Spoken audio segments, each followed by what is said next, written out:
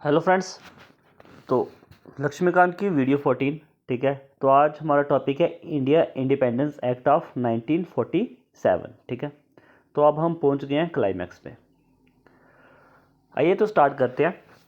20 फ़रवरी 1947 British prime minister Clement Attlee ने declare कर दिया कि अब हम इंडिया से निकल जाएंगे। मैक्सिमम अब हम इंडिया में रहेंगे तो 30 जून 1948 तक, ठीक है। और कहा गया 30 जून 1948 तक पावर जो है वो ट्रांसफ़र कर दी जाएंगी इंडियंस हैंड में। ओके। जैसे ही ये क्लेमेंट एटली ने अनाउंसमेंट की तो मुस्लिम लीग जो थी वो चिल्लाने लगी कि भैया आप पार्टीशन करो। उन्होंने कहा हिंदू मुस्लिम को अलग करो, ठीक है। तो पार्टीशन की जो डिमांड जो थी वो ज़्यादा होने लगी। अब जैसे अनाउंस किया क्लेमेंट एटली ने कि आप क्या करेंगे, हम यहाँ से निकल जाएंगे, ठीक है।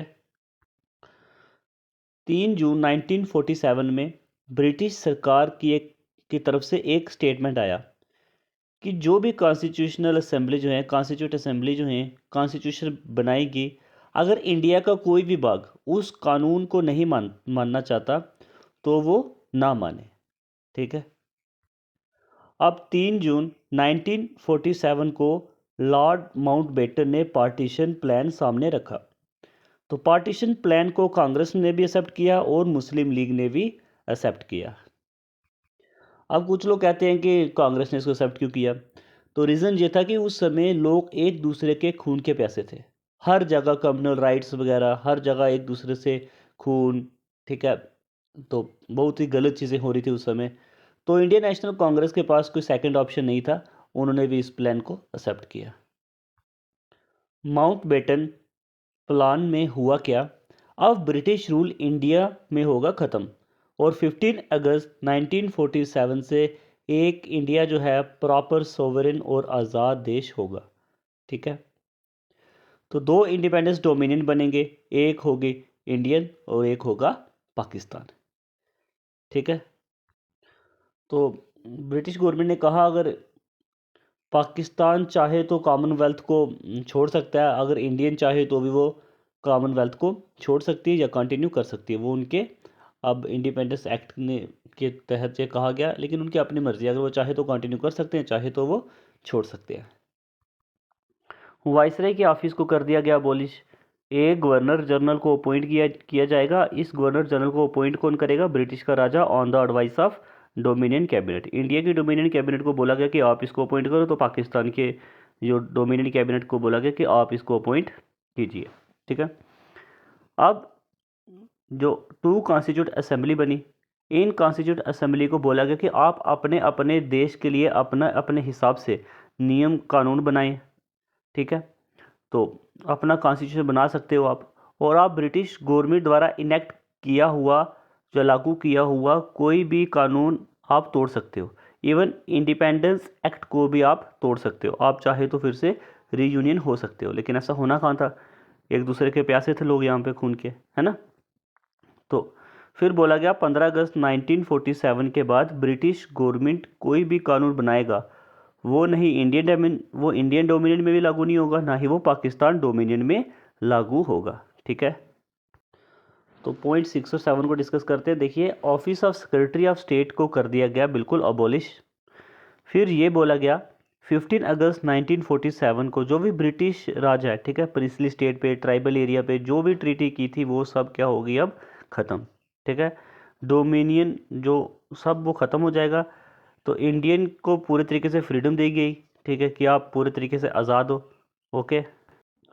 तो एक और चीज़ फ्रेंड्स बहुत ही बकवास बोली गई यहाँ पे, ठीक है, ब्रिटिश गवर्नमेंट के द्वारा। ये पॉइंट नंबर 8 को अगर आप पढ़ो तो इसमें लिखा हुआ है it granted freedom to Indian princely state either to join dominion India या डोमिनियन ऑफ पाकिस्तान या रिमेन इंडिपेंडेंट।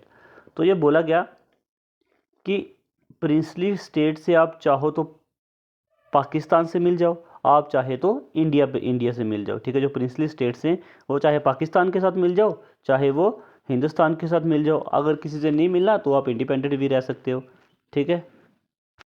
और नेक्स्ट ये कहा गया जो डोमिनियन ऑफ इंडिया या पाकिस्तान ये अपना खुद का कॉन्स्टिट्यूशन तैयार करेगी और जब तक खुद का संविधान नहीं बनता तब तक नियम कानून चलेगा गवर्नमेंट ऑफ इंडिया एक्ट 1935 के हिसाब से। तो नेक्स्ट पॉइंट पे बोला गया है, जो ब्रिटिश मोनार्क थे उनके पास राइट थे कि यहाँ पे वाइसराय जो भी कर रहा है उसके काम को वीटो कर सकते थे। अब इंडिया के जो 2 डोमिनियन बने हैं, इनके जो 2 गवर्नर जनरल बने हैं, जो भी नियम कानून बनाएंगे इनके ऊपर ब्रिटिश मोनार्क का कोई भी हक नहीं होगा। जो गवर्नर जनरल ऑफ इंडिया थे और जो अलग अलग प्रोविंस के गवर्नर जनरल थे, ये कॉन्स्टिट्यूशनल नॉमिनल हेड हैं और ये काम करेंगे काउंसिल ऑफ मिनिस्टर की एडवाइस से। ठीक है, तो 10 पॉइंट में ये बोला गया कि टाइटल ऑफ इंडिया जो था वो ड्रॉप कर दिया गया बिल्कुल। ठीक है, सिविल सर्विसेज थी, इंडिया के जो लोग सिविल सर्विसेज में जो सिविल सर्वेंट थे वो तो कंटिन्यू रहेंगे, लेकिन जो ब्रिटिश वाले थे 15 अगस्त 1947 के बाद वो वापस यहाँ से बोरी बिस्तरा निकालो और चले जाओ। ठीक है, 15 अगस्त को ब्रिटिश रूल एंड हो गया। ठीक है, तो पाकिस्तान एक इंडिपेंडेंट कंट्री बन गई और भारत जो इंडिया जो है ये भी एक इंडिपेंडेंट कंट्री बन गई। और लॉर्ड माउंटबेटन जो थे वो become the first governor general of new dominion of India. और उन्होंने पहले जो प्राइम मिनिस्टर जो था वो बनाया पंडित जवाहरलाल नेहरू को। ठीक है, ये बने हमारे फर्स्ट प्राइम मिनिस्टर।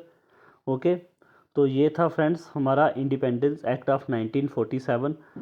काफ़ी डिटेल में इसको डिस्कस किया, एक एक पॉइंट को उठा करके लक्ष्मीकांत में जो भी लिखा उसको हमने अच्छे से डिस्कस किया। उम्मीद करता हूँ ये आपको बिल्कुल समझ में आ गया होगा। तो अब हम नई वीडियो में लक्ष्मीकांत के नया टॉपिक लेकर के आएंगे। ठीक है, ये पूरी बुक जो है इसको हम डिटेल में डिस्कस करेंगे। तो ये हमारी 14 वीडियो थी, तो नेक्स्ट हम पूरी बुक को भी लेकर के चलेंगे, एक दिन का एक टॉपिक जो है वो डिस्कस करेंगे।